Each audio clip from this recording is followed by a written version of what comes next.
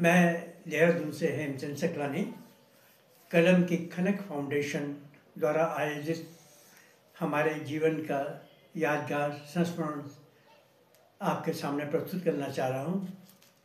इस प्रतियोगिता के लिए मेरा यह संस्मरण जो है राष्ट्रकवि सोहनलाल द्विवेदी से जिससे संबंधित है। सन 1972 की बात है। सोहनलाल द्विवेदी जी, जिन्हें महात्मा गांधी राष्ट्रकवि के नाम से पुकारते थे, एक कार्यक्रम में भाग लेने के लिए हरदौगंज पावर हाउस में आए। तब मैं बीए का छात्र हुआ करता था और अपने दोस्तों के साथ उस दिन पंडाल में सबसे पीछे बैठा हुआ था। आगे सब बड़े बड़े अधिकारी और महान विभूतियाँ बैठी हुई थी। जब वो कार्यक्रम चल रहा था, अचानक कार्यक्रम के बीच में अनाउंसर ने रचना पाठ के लिए मेरा नाम अनाउंस किया। एक बार नहीं, 3 बार। युवा अवस्था की मूर्खता के बीच मैंने 3 बार कुर्सियों के पीछे से ही हाथ हिलाकर मना किया कि मैं नहीं आ पाऊँगा।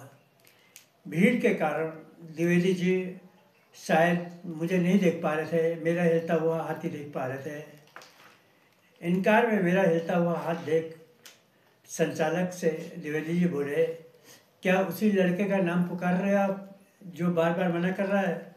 संचालक देशराज यादव ने कहा, जी हाँ, वही लड़का है। तो द्विवेदी जी ने कहा, इस लड़के को मेरे पास बुलाओ। संचालक ने एक आदमी भेजकर मुझे कहलवाया कि द्विवेदी जी आपको बुला रहे हैं। मेरी डर के मारे हालत खराब हो गई थी।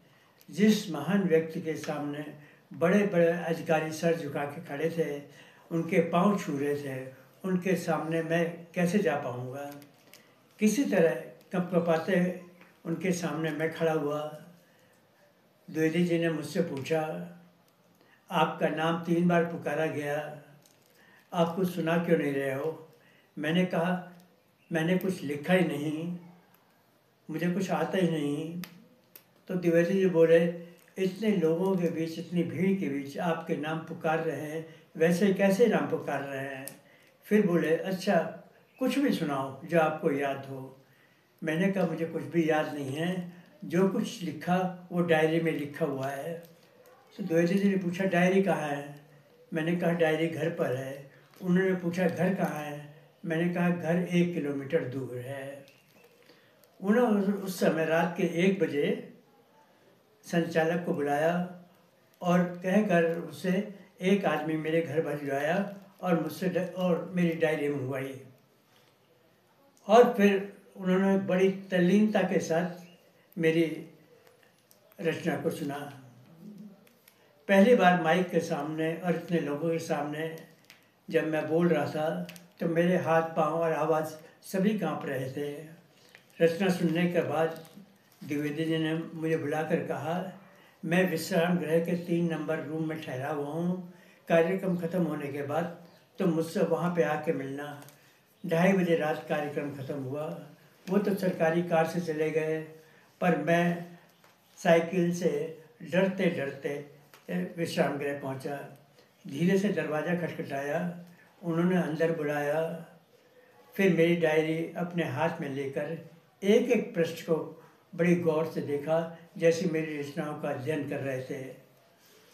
फिर कुछ देर रुक करने के बाद बोले, मुझे देखकर कि बहुत अच्छा नहीं लिखा।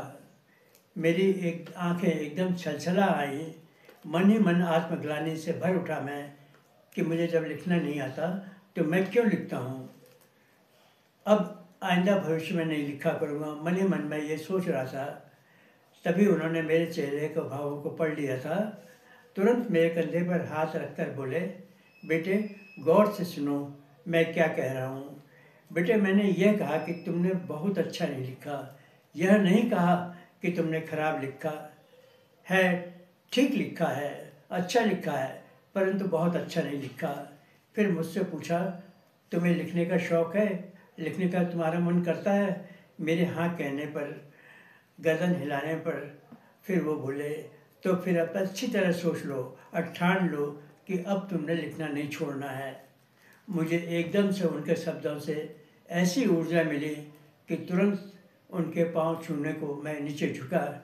मैं आधा ही झुक पाया था कि उन्होंने मुझे अपने हाथों से ऊपर उठाया, गले से लगाया और फिर मेरी डायरी पर ये पंक्तियाँ लिखी, वंदना में मैं तुम्हें हरगिज़ झुकने न दूंगा, वंदनीय तुमको बनाने मैं आ रहा हूँ।